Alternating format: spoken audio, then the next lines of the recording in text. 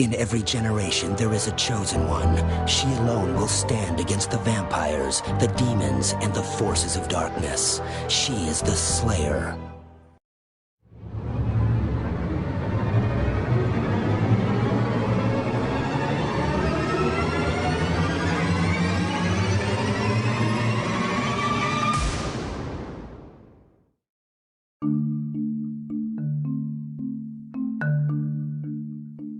The Walk of Worlds.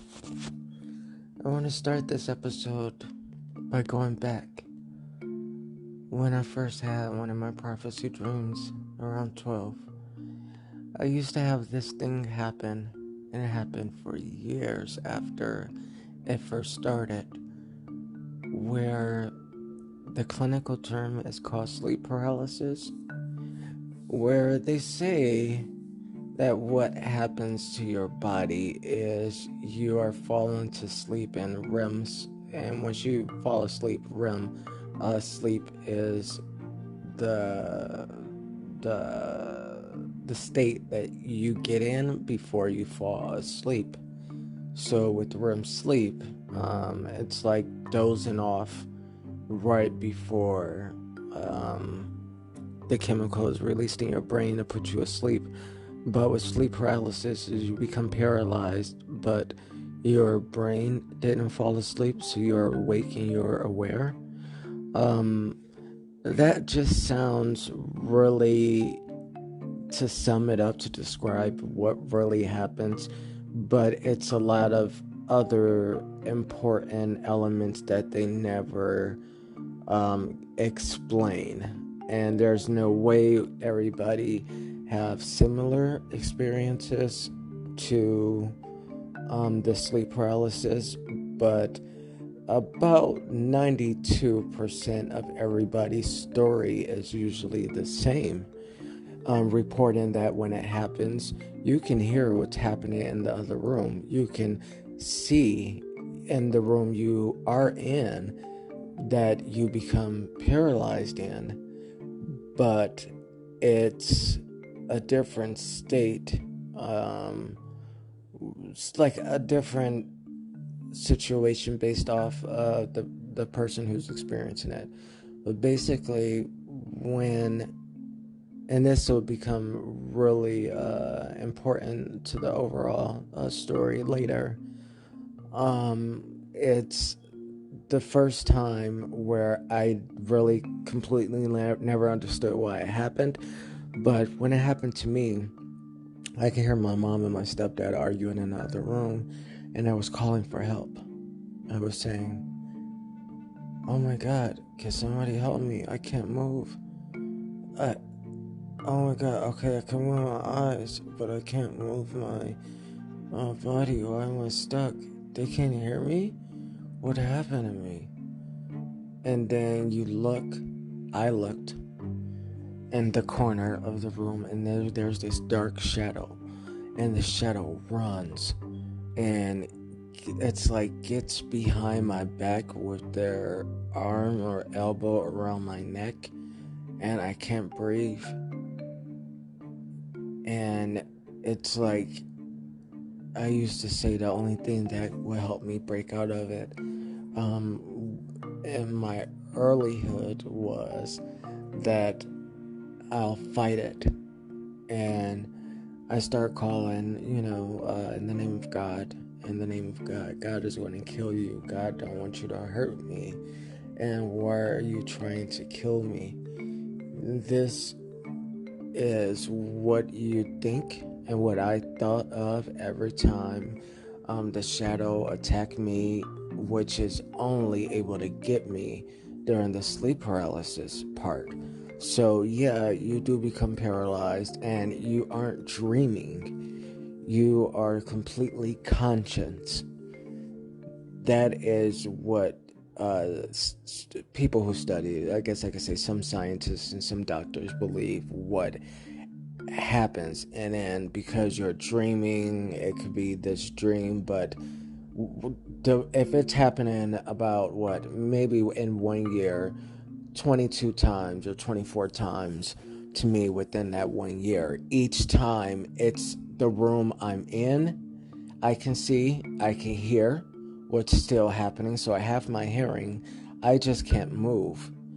And whether it's not where I got my body in a REM state and my brain didn't fall asleep but my body did, if you want to even agree with the doctors and scientists who believe that, then that's not a stretch.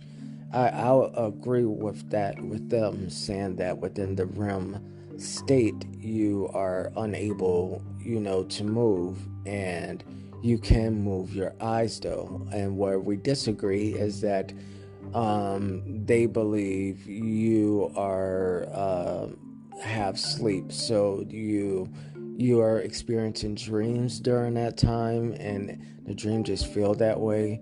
But that's where that becomes logic that was added on to a fact, which that's a theory that they have. But what is the true fact is that is a shadow man. Every single time that I've had that happen to me, and they get behind my neck, and it's like my soul is being taken out of my body.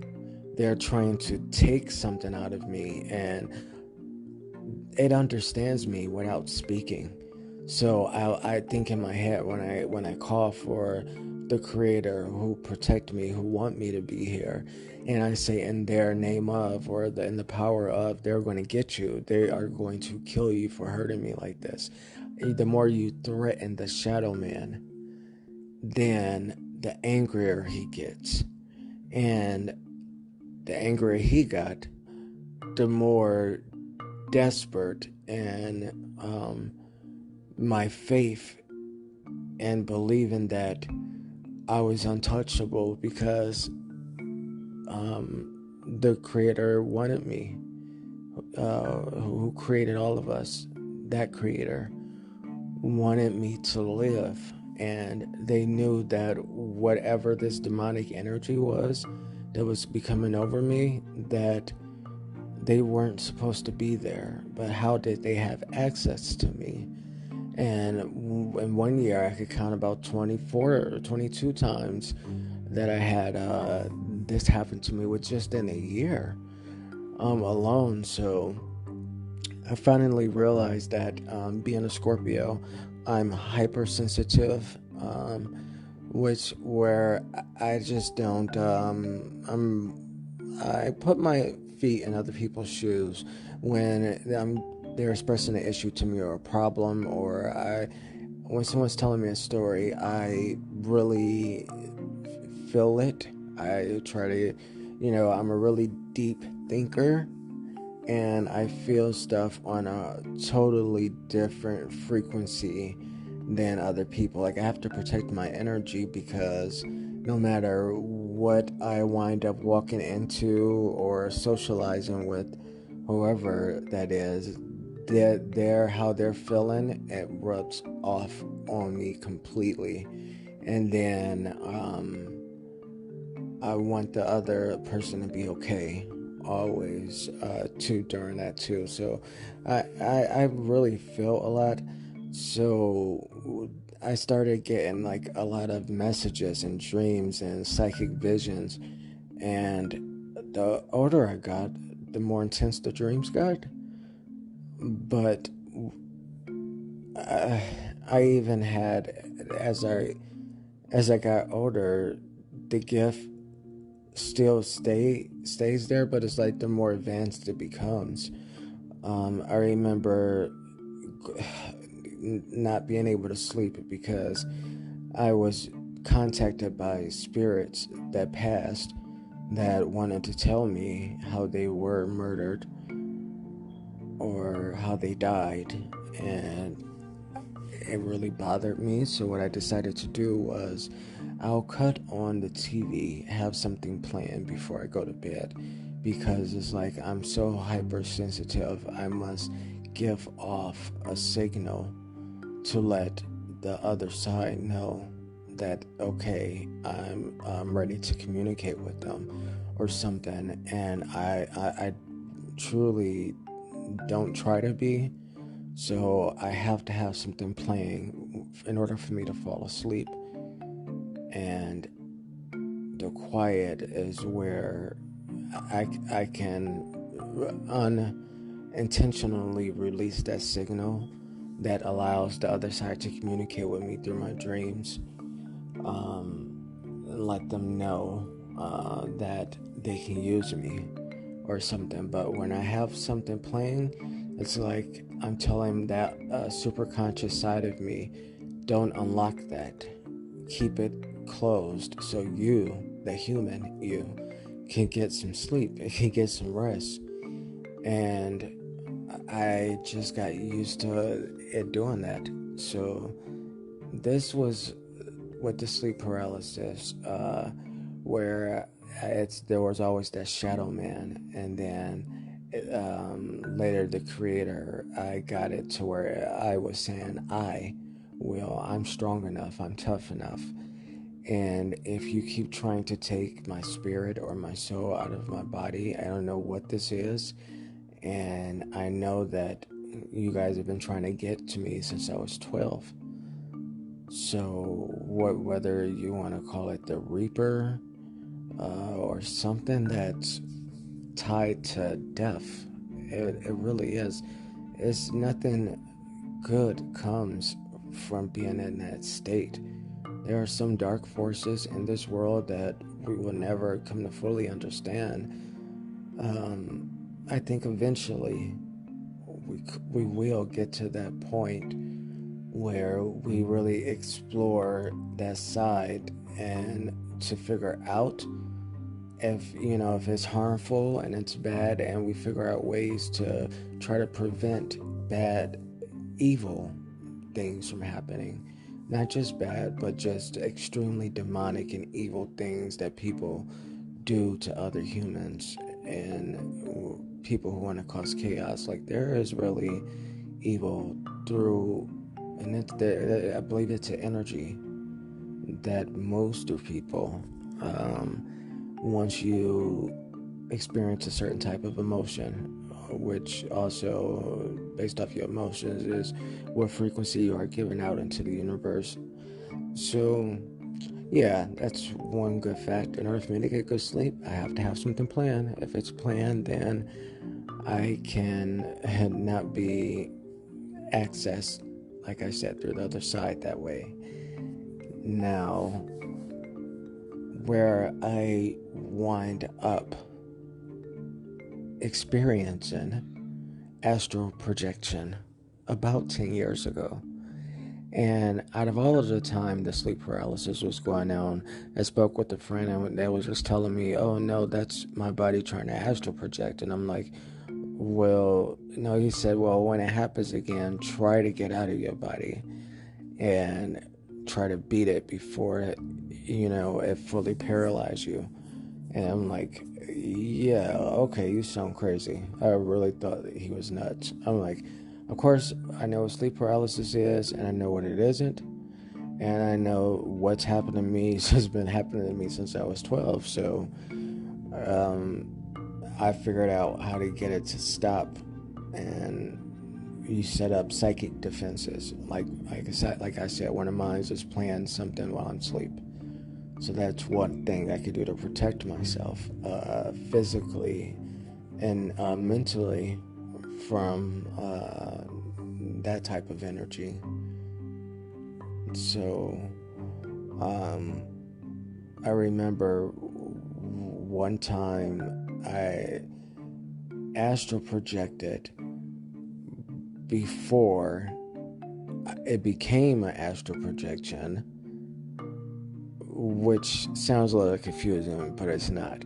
So I astral projected and then knew that it was an astral projection after I got back in my body. But in order for me to realize that something like that happened to me before, happened like 6 months prior, and I had also astral projected then in my apartment before without realizing it.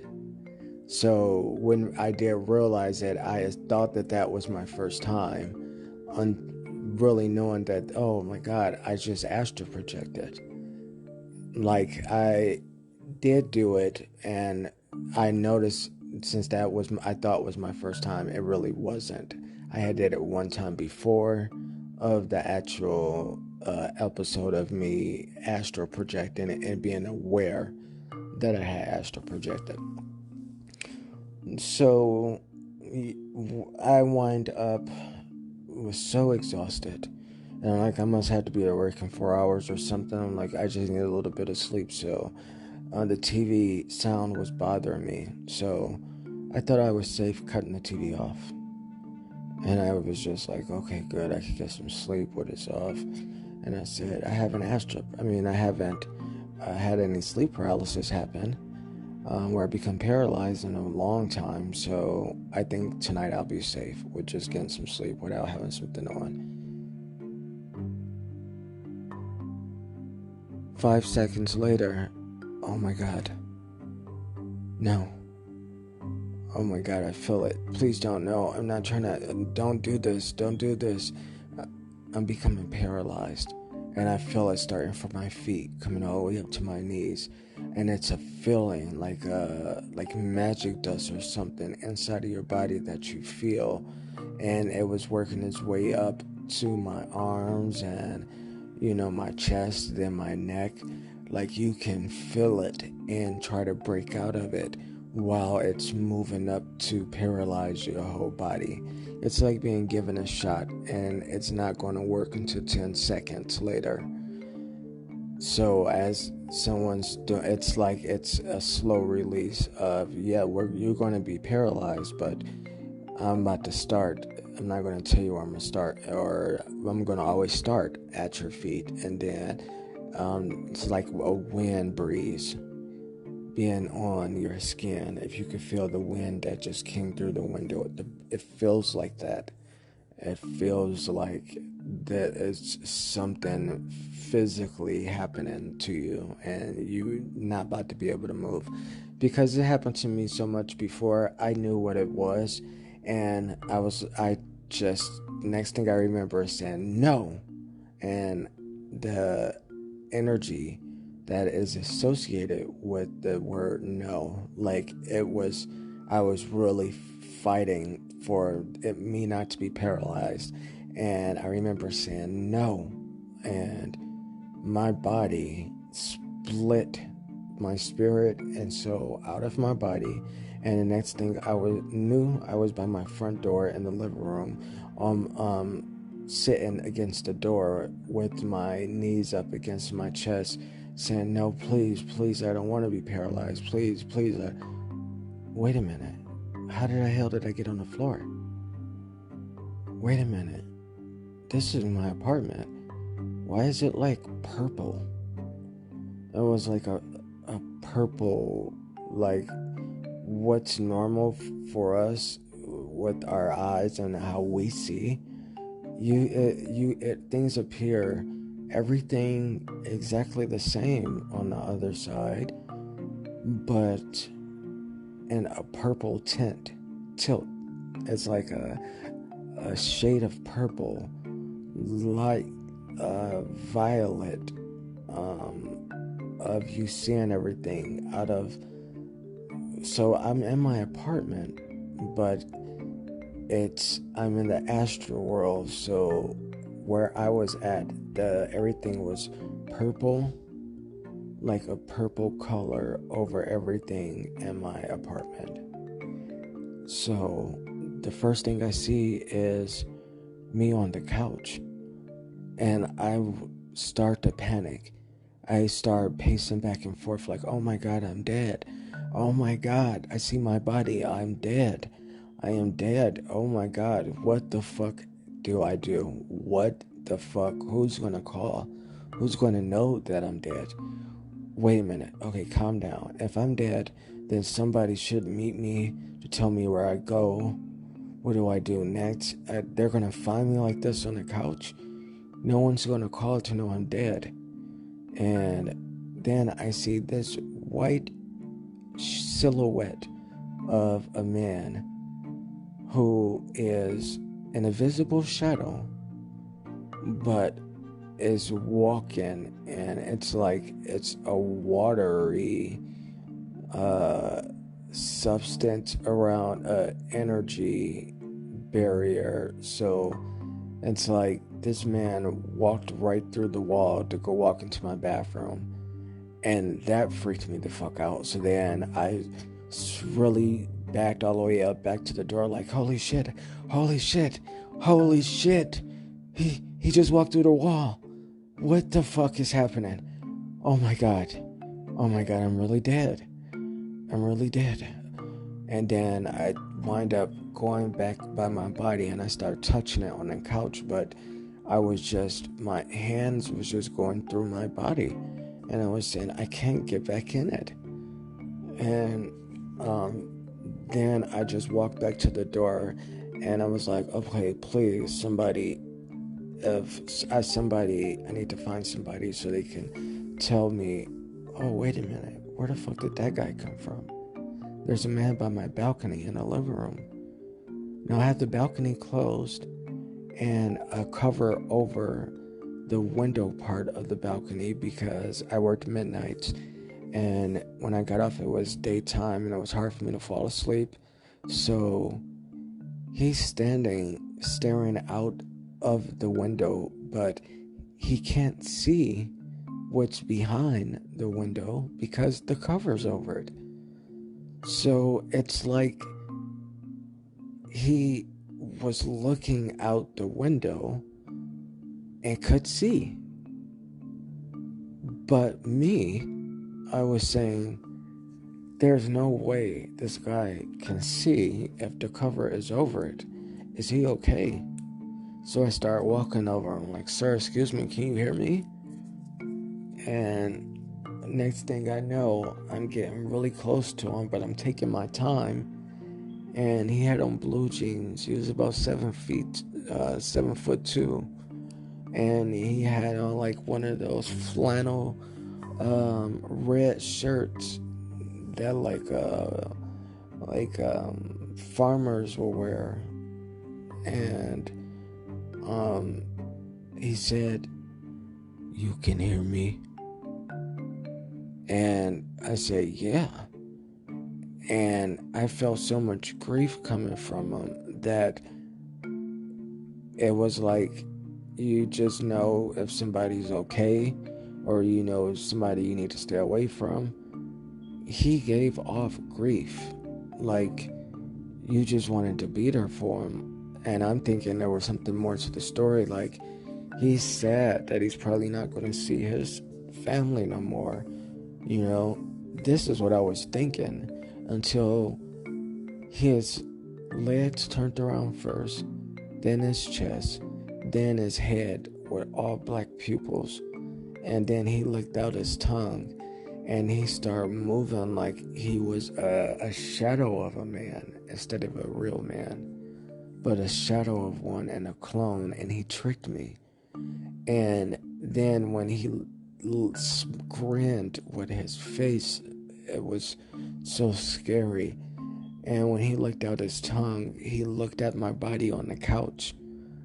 That it was me. And I tried earlier to see if I can get back in, but I couldn't. But something about I just knew was the time. Get in your body before he tries to hop into your body. He's about to go for it now. Jump in your body. I told myself to do it, and he tried to hop in, and I tried to hop in, and I wind up, I guess, needed to get that scared to where I could actually end it by, which I did end it, by hopping back into my body. And when I did, I woke up and said, oh my God, I'm alive. Oh my God, I'm alive. And then I jumped all the way back up on the couch and was like, holy crap. Oh my God, that feels so real. I'm alive. Oh my God, I was here.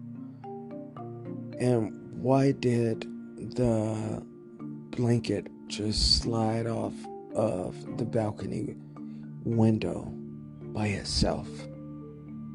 Like the other entity got so angry that he either went through the window or tried to get into my body before I did, and caused an effect for the blanket to fall off of the window.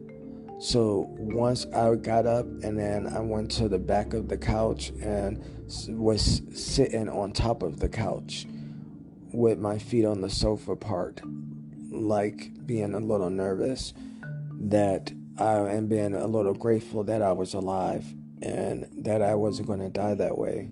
That indeed what just happened to me is what my friend just told me about how I stopped the sleep paralysis from happening with the astral projection. And before I completely got paralyzed, I didn't want it. So I made my spirit literally hop out of my body, and I wind up going to the floor. And whatever emotion I guess I was in was the emotion physically that I was in. Now that I think about it, because I was really worried and nervous, and when I hopped up out of my body, the next thing I remember was being nervous and worried on the floor in the astral living room, which was my living room that I just went into this other world. I guess people go. You can go to explore there, and you can walk through the worlds and wherever you want to go. If you think about it, that's the trick. You need to think about where you want to go, and you just go there. It's like your spirit is enough in that world to move and to go. You are your car, but here on earth, we are limited to these bodies for our physical energy and our spirit. But with enough enlightenment, and what everybody has different gifts, I'm sure everybody could access this realm if they were ready for it, or it was a gift of theirs. I kind of knew it was mine for a while, so I knew stuff like this would eventually happen. But the whole astral projection thing did completely have I always taken it for a myth, and it turned out to not be a myth. So that was really interesting for me. And then I also realized that happened to me before in the apartment, and it was a message, and then an angel with black wings on my balcony, and he had teleported me off the couch, and I was literally levitating, and I couldn't turn around without him turning me around. So he was controlling me, and he had a leather jacket on, and with these black wings. It kind of reminds you of like the angel of death. And I was trying to talk to him. I was really, and my lips was closed. He sealed them where I couldn't make a sound. And I was just screaming in my head, like, it's not my time. It is not my time. Like, I got so much to do. And he was telling me to be quiet. And then that's when I realized this guy can hear my thoughts. And he turned my body back around to go back into my apartment. And then I wind up going in back into my body. And then I woke up. And then when I sat up off of the couch, the dining room light just dropped. Like it was the glass shield over the light on the ceiling. The whole glass thing just dropped and shattered. And that's the area where the scary clown was, that was in the apartment getting flyers off of the shelf, and he levitated outside to throw all of the flyers out of the window off the balcony. So I didn't understand that part of that, but I was watching something take place when I astral projected my very first time and didn't know what the hell was happening. So after the clown threw all the flyers out is when I was called, and then I would just remember levitating. But it dawned on me how I felt. I felt like I thought I was dreaming, but a dream never felt like this. And only until I actually astral projected that I've known now that I had indeed astral projected before, and this is what it was about. And when the angel with the black wings turned me around, and I was levitating, kind of like the gentleman did in Buffy the Vampire Slayer in the episode Hush, how they were floating in the air. It's exactly how I floated to my balcony to meet that guy that was there. So I wonder if I knew why he was there. I didn't even care. He just looked like he was trouble. But he told me, just be quiet. And then he put me back in the apartment. But it was like I only could move through slow motion. I was only moving like every 3 seconds. Every 3 seconds, I was in a different place. And then, but the closet was one of them, because I remember closing it during my astral thing. And then when I woke up off the couch, it just shattered. The glass just dropped from over by the closet and just broke.